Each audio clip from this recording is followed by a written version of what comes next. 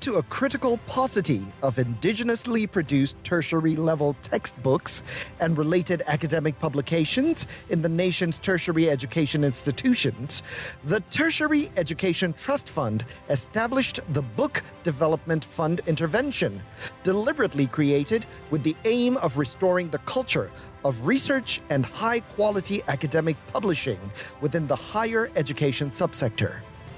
To facilitate effective implementation of the Higher Education Book Development Program, TETFund constituted a Technical Advisory Group, TAG, with the Book Publishing Subcommittee as one of its core operating units.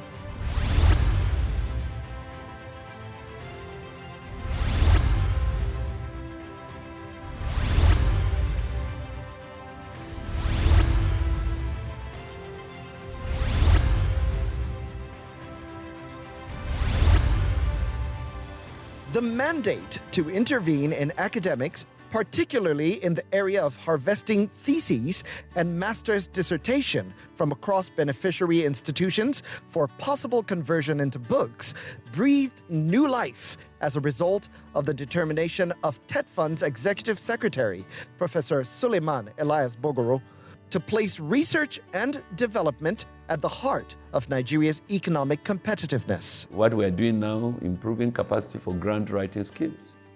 These are all content components, but the other ones is what? Publishing of manuscripts. From conversion of PhD thesis to the larger one, which is manuscript development by lecturers. To textbook, they are evaluated by TETFund. And many of them qualify for publication, and they are supported by TETFund. That is a content thing. And of course, journals publication. We had to identify both professional and more recently academic journals, institution-based journals to support, so as to encourage, to make sure that, because a number of journals at some point, about 9-10 years ago, we discovered that, believe me, most journals had gone moribund. It was very frustrating. People were looking for journals, and you go the journals, some of the journal offices, you went there, they had been publishing, and you discovered they didn't have, it was typewriter. You are not talking about desktop, you are talking about typewriters at that time. It was as bad as that. So we're able to make available seed money to those that we identified, the professional journals, 5 million naira each of them. And believe me, the report came fantastic. And as a result of that, a number of journals have met international best practice standards. Many of them now are being, in fact, is it about 3, 4, or 5? Now they are being so scaled up. On the previous edition of The Paradigm Shift, we beamed our searchlight on day one of a crucial meeting held on the 13th April 2021. Indeed, it was an enlightening session which proved that Nigeria had the intellectual content to produce its own textbooks based on its own needs and unique experiences, as well as to build its own book industry.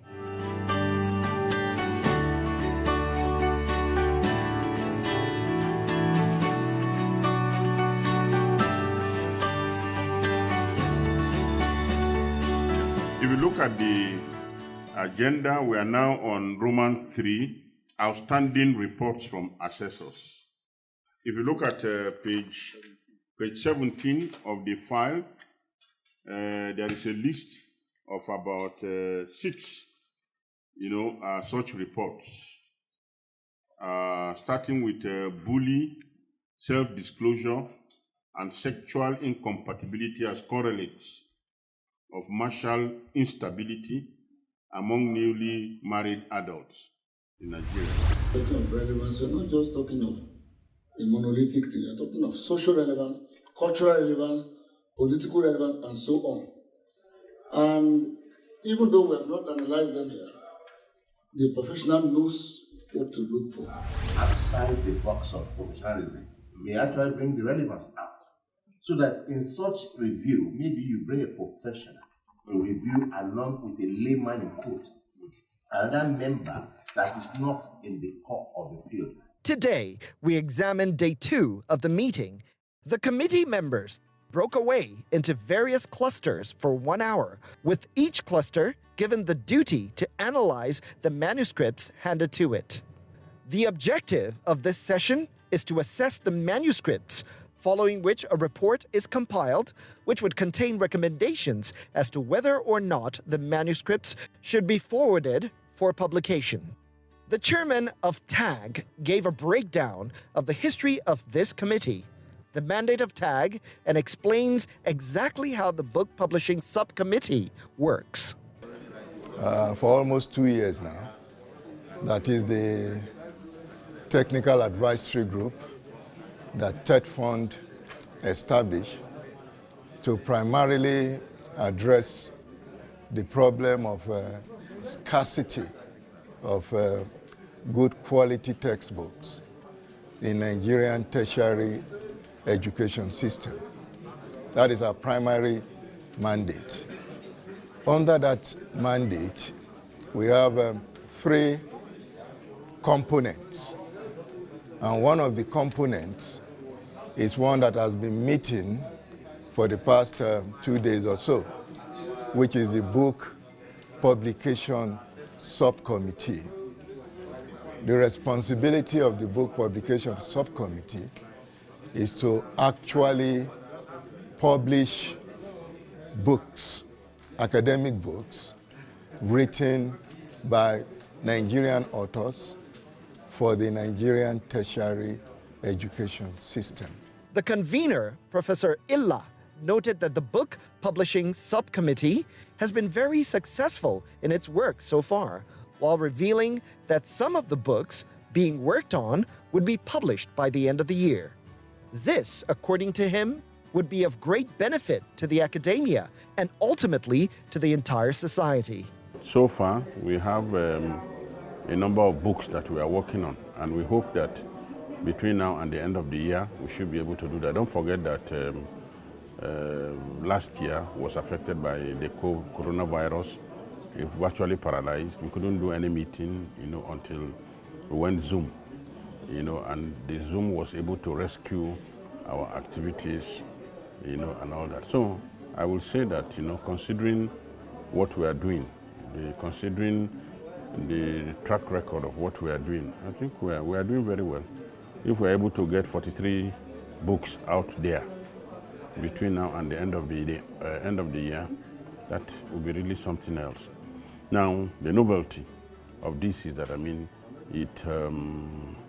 it brings the Nigerian nuance into knowledge production.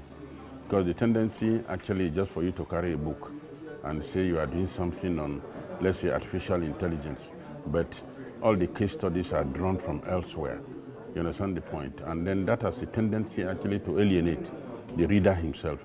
It's as if he's not participating in the global discourse, of knowledge, and all that. And that's very, very dangerous in the age of globalization, where you think that Nigeria is not contributing anything and so on. So it restores integrity to knowledge production, right, within the Nigerian environment. Professor Olu Obafemi is a member of the subcommittee. He speaks about his experiences. Journey is an important process set up to look at the work of TETFund from another dimension. In the past, they have always looked at TETFund as an agency which deals with infrastructures, supplies funds to universities, federal universities, to raise infrastructures, hostels, libraries, and so on. But in recent times, TETFund, under this present leadership, has decided that yes, it is good to help universities with infrastructure, with buildings, capital projects, but it's now important to look at the content of education, the process of brewing and growing knowledge, books, and so on, which can improve not just the reading culture, the intellectual culture, the academic content of study. At a pivotal moment during day 2 of the meeting, members of the committee were surprised by the impromptu visit of the executive secretary of TETFund. This is typical of the TETFund boss. It reveals the extent of his passion for the improvement of the content component of Nigeria's tertiary education institutions, which he believes is the missing ingredient that has prevented Nigeria from becoming an industrial nation with the capacity to eliminate poverty. In his remarks, the ES commended TAG for a job well done and noted that the work of the group has produced remarkable results for TETFund. TAG decided to prioritize the basic textbooks for obvious reasons. Let's establish standards of the benchmark and then move up thereafter. We believe we'll move into specialist, postgraduate, deeper categories subsequently. But let's identify the key areas where we need the basic textbooks. It was fantastic, commendable thing that you people did. And at the Board of Trustees, when I finished explaining, believe me, there was sustained ovation and appreciation for all of you. Thank you so much. Thank you so much. And we know that we have moved as much as we could within the possibility of the reality on ground on the issue of the APCs also. It is one area that has been very embarrassing to us at TETFund. It moved far slower than we had thought, but we are virtually there, finally. We are virtually there.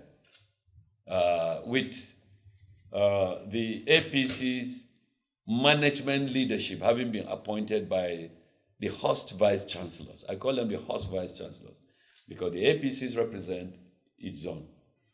The host institutions are just privileged to host them. And well, they have naturally some benefits as the host institution. But we tell them they must also take some responsibility. And that's why we say they should second staff to manage the APCs. And I think that's what they did. And when we went for unveiling of the APC Northeast at Mautek Yola, yes, we were introduced to the director. I think they call him director. Well, if somebody chooses to call the head of the management manager or general manager, we leave it to them. But let me see, did you prescribe director for the headship? Am I right? Yes. I think so. I think it's directors. And I think Maute Yola appointed a professor as a director. Yes.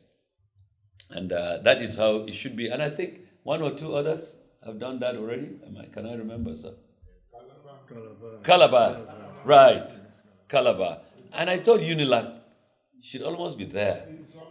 Because I remember Professor Ogundipe, the VC, discussed this with me, and I thought, who knows, as we're talking, they could have appointed a management team already.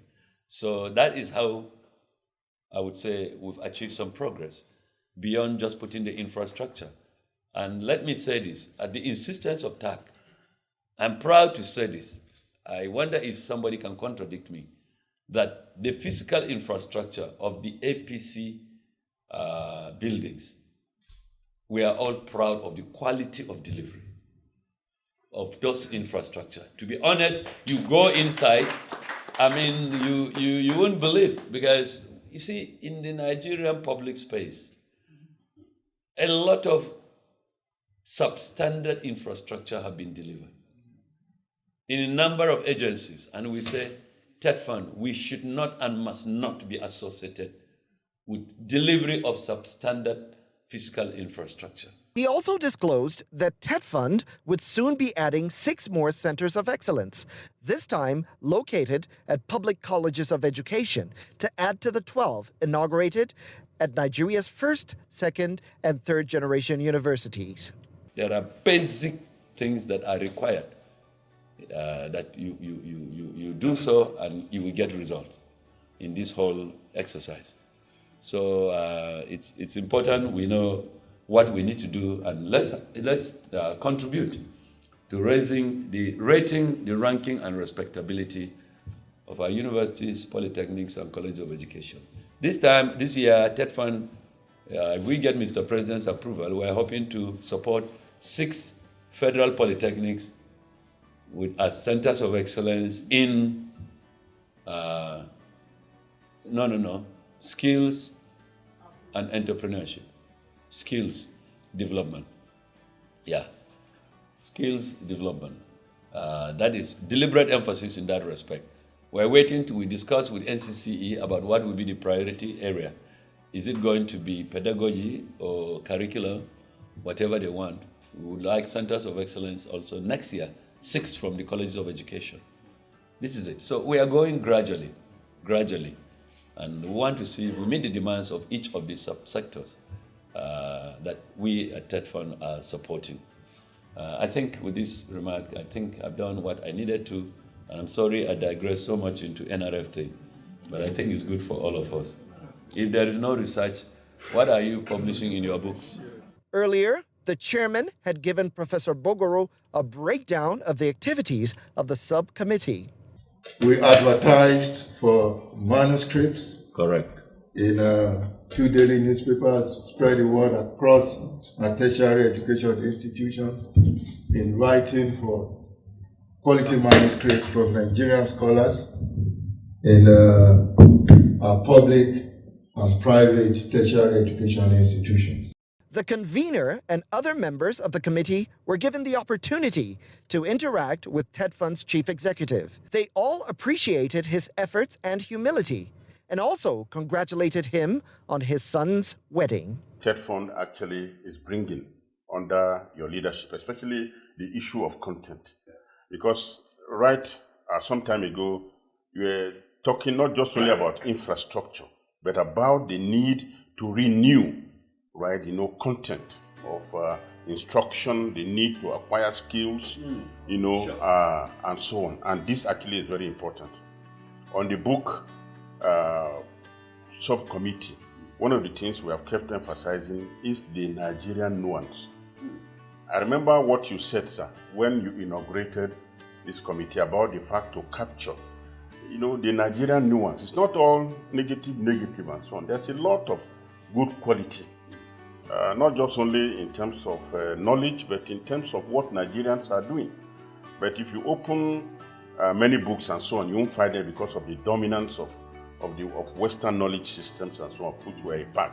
But I think through interventions like this, I think we can renew that and restore Nigeria, to some level of glory. So once again, sir, on behalf of the Book Publication Subcommittee, I want to welcome you, sir. The ratings of any university is related to how much research is going on, what kind of people. In addition to that, sir, as you are working on the content, I hope we are now going to look at how to restore human development.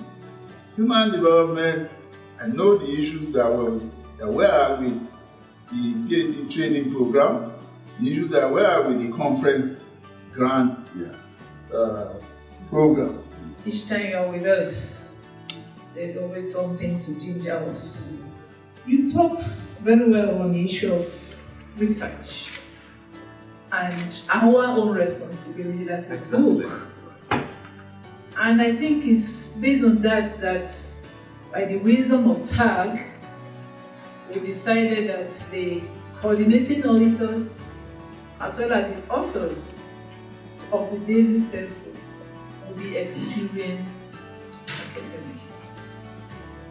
And we look to professors and maybe associate professors in most of the cases, except in rare situations where we don't have. Sure. And to congratulate you, joining others for the successful wedding of your son. It's a prayer of parents that the children will be greater. So we pray that their own will be greater. After the excitement of the surprise visit, the various clusters that evaluated the manuscripts presented reports on 31 manuscripts evaluated. They gave their recommendations and made decisions on the ones that should move on to the next stage. For those that did not get approval at this stage, the committee agreed to write to the authors concerning the necessary adjustments to make. The evaluations of each of the 31 manuscripts were given by a member of the cluster that evaluated the manuscripts. The title is appropriate, the depth is good and correct, and so overall we say the manuscript is recommended for further processing. He's not talking in the area, in his own area. So we felt that he's not competent to talk in that area. All right, thank you. Again, the book has already been published by Lambert, and is even looking at it. It's not fit for publication. We have gone through and we are satisfied it can be recommended for further processing. All the parts centered on life experiences and grievances of the author in a particular university. It talks about hostility of some staff against him, deanship election, how he lost it. It talks about exam malpractice in the university, forgery in some postgraduate students, so on and on and on. Yes, a book. Then the last part talks about legal tossing, which dwells so much on criminal prosecutions of individuals, on and on and on. Well, my take about this book is that there are quite a number of non-academic lessons to be learned. It has covered quite significant fundamental aspects of research. The book is called Fundamentals, so it can go as fundamentals. I have gone through the submission and I found it good enough to consider. All academic content share one goal: to help students learn. The success of TAG and its book publishing subcommittee will usher in an era where there will be sufficient Nigerian textbooks that create and reflect our cultural identity. We will have content that can be adapted to keep up with the changing world as a result of constant peer review. In addition to this, Nigeria will achieve a consistency of high performance in its intellectual material, while collaboration between academics will be encouraged. We will also finally have measurable targets that meet our unique aspirations. And that is the paradigm shift.